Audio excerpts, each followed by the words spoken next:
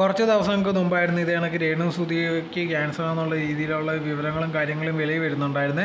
ആദ്യ സമയത്ത് അത് സത്യമാണോ അല്ലയോ എന്നൊന്നും അറിയത്തില്ലായിരുന്നു. ഒരു പോസ്റ്റ് മാത്രം ഇട്ടിട്ടുണ്ടായിരുന്നു ഇത് കണക്ക് ആശുപത്രി കിടക്കുന്നതെന്നുള്ള രീതിയിൽ. ആ സമയത്ത് ആൾക്കാർ ഇത് കണക്ക് നേരത്തെ ഉള്ളൊരു കാര്യങ്ങളെ കണക്ട് ചെയ്ത് പറയുകയായിരുന്നു. അതിനുശേഷം ഒരു ഇൻ്റർവ്യൂ കൊടുത്തിട്ടുണ്ടായിരുന്നു ഇതുള്ളത് തന്നെയാണ് തനിക്ക് ക്യാൻസർ എന്നുള്ള രീതിയിലൊക്കെ. അതിനുശേഷം തൻ്റെ ചാനലിൽ തന്നെ ഇതിനെക്കുറിച്ചുള്ള കാര്യങ്ങളൊക്കെ പറഞ്ഞുകൊണ്ട് ഒരു വീഡിയോ ഒക്കെ ഇട്ടിട്ടുണ്ടായിരുന്നു. അതിൻ്റെ ഇടയിൽ തന്നെ ഇത് കണക്ക് പറയുന്നുണ്ടായിരുന്നു തനിക്ക് ഇത്ര അസുഖം വന്ന് ഒരുപാട് പേര് അന്വേഷിക്കുകയും അതോടെ തന്നെ നല്ല രീതിയിൽ വരട്ടെ എന്നുള്ള രീതിയിലൊക്കെ പറയുന്നുണ്ടായിരുന്നു. പക്ഷേ എന്നാൽ പോലും ഉണ്ടെങ്കിൽ ആ സമയത്തുണ്ട് ഈ കിച്ചു തന്നെ ഒന്ന് വിളിച്ചിട്ട് പോലും ഇല്ല. ഇത്രയും കാര്യങ്ങളും സാധനമൊക്കെ നടന്നിട്ട് പോലും എന്നെ ഒന്ന് വിളിച്ചത് പോലും ഇല്ല. ഇതിനെ പറ്റിയുള്ള സംസാരം ഉണ്ടെങ്കിൽ ഭയങ്കരമായിട്ട് പോയിക്കൊണ്ടേ ഇരിക്കുകയായിരുന്നു. ഇതിനെക്കുറിച്ചുള്ള കാര്യങ്ങൾ കിച്ചുവിൻ്റെ അടുത്ത് ചോദിക്കാൻ വേണ്ടി യൂട്യൂബിൽ ചെന്ന് മെസ്സേജും കാര്യങ്ങളൊക്കെ ഇടുന്നുണ്ടായിരുന്നു.